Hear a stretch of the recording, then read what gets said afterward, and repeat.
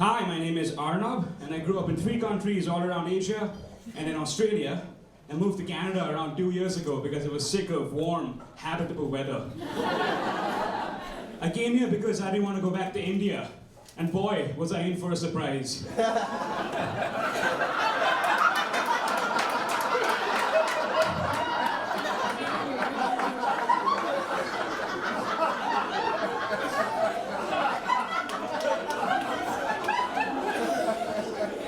No one told me.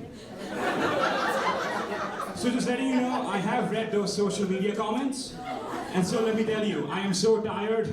I'm exhausted from stealing all your jobs, ruining your property market, making sure that the Jays lost that final baseball game in November.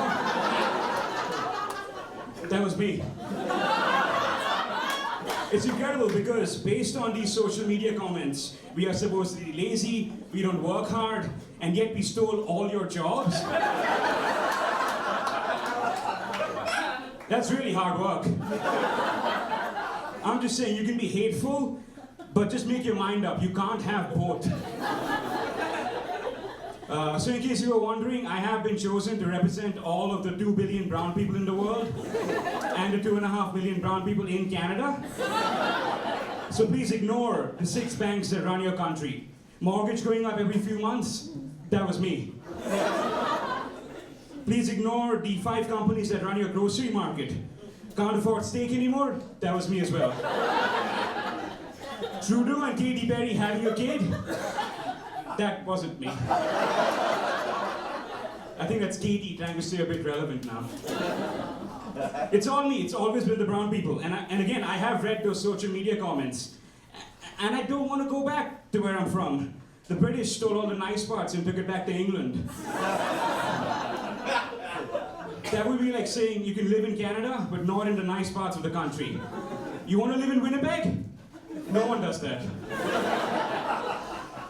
But listen, I think it's fine to not want globalization, you know? To not want foreigners in your country, but only if you are okay with not enjoying the benefits that foreigners provide to your country as well.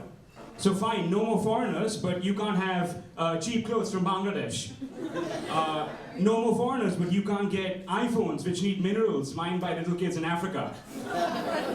And cool, no more foreigners, but the only Mexican food you can have are those plastic old El Paso taco shells.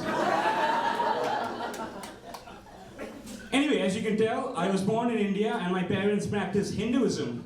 And now that I'm in Canada, very, very far away from them, I pretend that I still practice Hinduism.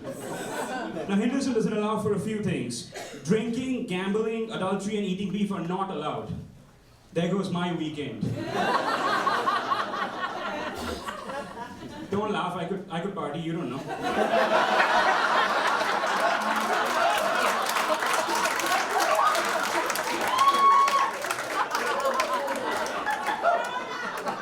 No eating beef because we worship cows. But the thing is, Hindus will drink, gamble, and cheat all they want, but they won't eat a steak. And I feel that eating beef is the one thing out of the 4 that we should do, especially in India. Why? Because there's 1 billion Hindus in the world, with a B. And so 1 out of 8 people in the world are Hindus, and on top of that, 1 out of 3 cows in the world are in India. I promise I'll look this up. So now you have the most populated country in the world, a huge proportion of whom are poor. And in the same country, you have the most number of cows in the world. I hope you see where I'm going with this. If you wanted to spell it out for you, I will. You know how Christians eat the body of Christ during communion? The Hindus need to eat the body of cow. We need to eat the fucking cows now. We need the food. Ever seen how big a cow is? And we have so many of them. Please, God, can we start eating the cows now? I understand Hinduism doesn't allow it, but reading the holy book won't fill your stomach now, will it?